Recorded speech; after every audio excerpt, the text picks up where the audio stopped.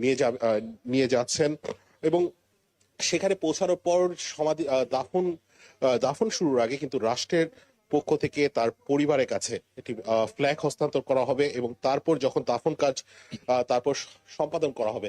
এর মাঝেও কিন্তু আসলে বেশ কয়েকটি কর্মসূচির কথা বলছিলাম। তার মাঝে কিন্তু দাফনের পর কিন্তু 1 মিনিটে একটি নীরবতা পালন করা হবে। আমরা দেখছি যে সেতুতে কিন্তু এখন সেই কফিনটি কিন্তু নিয়ে সেতুতে উঠে গেছেন এবং এই কফিন যাওয়া হচ্ছে তলের দিকে, যেখানে আর কি প্রায় 3বারের প্রধানমন্ত্রী যাওয়া হচ্ছে প্রেসিডেন্ট জিয়াউর রহমানের যে কর্মসূচি রয়েছে সেখানে কিছুদিন আগেই মিনিটের নীরবতা পালন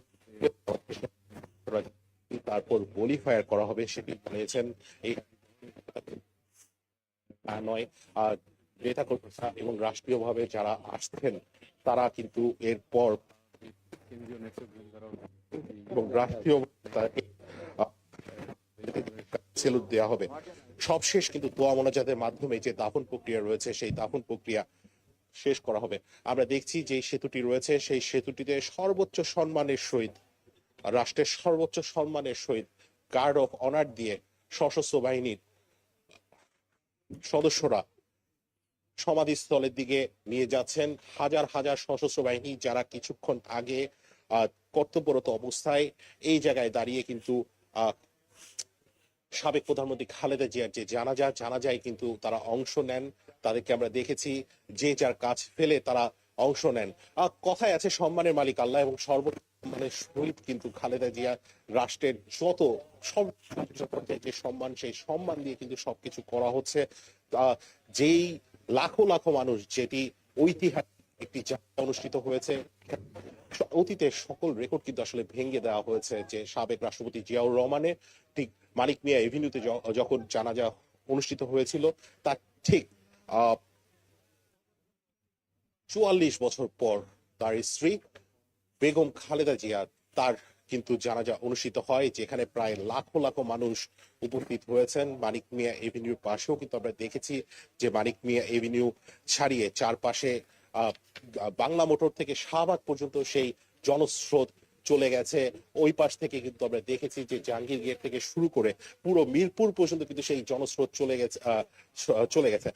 ইতিমধ্যে কিন্তু সেতুর মাঝখানে যেই অবস্থান সেই সেতুর মাঝখান কিন্তু আসলে অতিক্রম করেছেন। আর অল্প কিছুক্ষণের মাঝেই তা নিয়ে যাওয়া হবে। আমরা সরাসরি দেখানোর চেষ্টা করছি পুরো প্রক্রিয়াটি এবং দেখবেন যে যত দূর চোখ যাবে তত দূর কিন্তু আসলে সশস্ত্র বাহিনীর যে কড়া প্রহরা সেই কড়া প্রহরাতে সর্বোচ্চ সম্মানের সহিত তাকে নিয়ে যাওয়া হচ্ছে। প্রায় 1 মাস 6 দিন কিন্তু তিনি চিকিৎসাধীন ছিলেন এভার কেয়ার হাসপাতালে।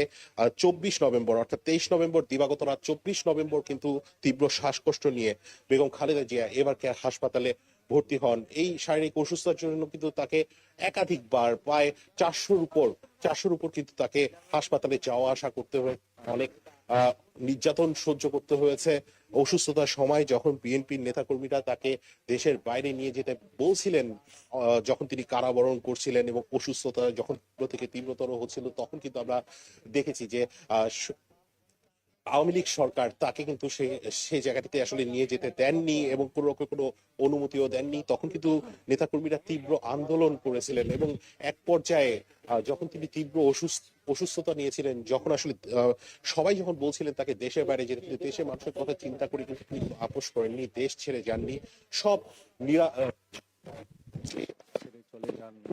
তার বলিষ্ঠ কণ্ঠস্বর ছিল এদেশে গণতন্ত্র প্রতিষ্ঠা এবং দশকেই কিন্তু গণতন্ত্র প্রতিষ্ঠা এবং এরশাদ বিরোধী যে আন্দোলন রয়েছে তার সক্রিয় অবস্থানের জন্য তিনি কিন্তু নেতা হিসেবে সেই তকমাটি নিয়েছিলেন। 43 বছরের সুদীর্ঘ যে রাজনৈতিক ক্যারিয়ার, সেখানে কিন্তু দেশের মানুষের জন্য তিনি তার পুরো জীবন বিলীন করে দিয়েছেন।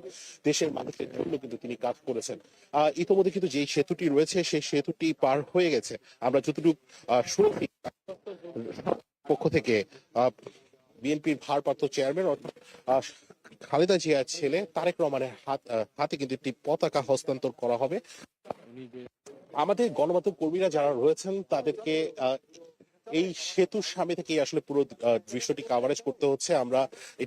আমরা চেষ্টা করছি যে আমাদের সর্বোচ্চ দেশবাসীর উদ্দেশ্যে বা আমাদের যারা দর্শকরা রয়েছেন তাদেরকে সর্বোচ্চ যেই চিত্রটি এবং যেই দাফন কাজ সম্পাদন করার পরও কিন্তু কিছু আনুষ্ঠানিকতা রয়েছে, যেটি আসলে রাষ্ট্রীয়ভাবে সম্মান, সর্বোচ্চ যে সম্মান, সেই সম্মান আহ, কিন্তু শুনেছি যে 1 মিনিটের নীরবতা, তারপর বলি ফায়ার করা হবে, যেগুলো আসলে আমাদেরকে বলেছেন সেনাবাহিনীর যারা সদস্যরা রয়েছিলেন। তাদের কাছে আমরা পরিকল্পনা যখন জানতে চেয়েছিলাম তখন কিন্তু তারা আমাদেরকে নিশ্চিত করেছেন।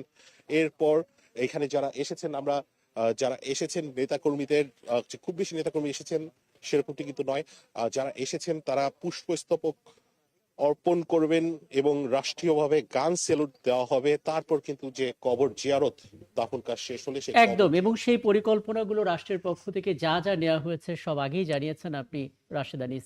এবং আপনার মাধ্যমে আমরা দেখতে পাচ্ছি গার্ড অব অনার দিয়ে মার্চ পাস করতে করতে সেই লাল সবুজে কফিনে মোড়ানো বেগম খালেদা জিয়াকে একেবারে অন্তিম বিদায় জানাতে আসছেন, এবং ধীরে ধীরে এটা জিয়া উদ্যানের ঠিক সাঁকোটা পার হচ্ছে। সামনেই শহীদ রাষ্ট্রপতি জিয়াউর রহমানের কবর, এবং এই জায়গাটিতে রেখেই মূলত পরবর্তীতে 1 মিনিট নীরবতা পালন করা হবে। আহ, কফিন থেকে এখন বোধহয় বেগম জিয়ার মরদেহটাকে বের করা হবে, যেভাবে আসলে অন্তিম যাত্রার যে কাজগুলো করা হয়।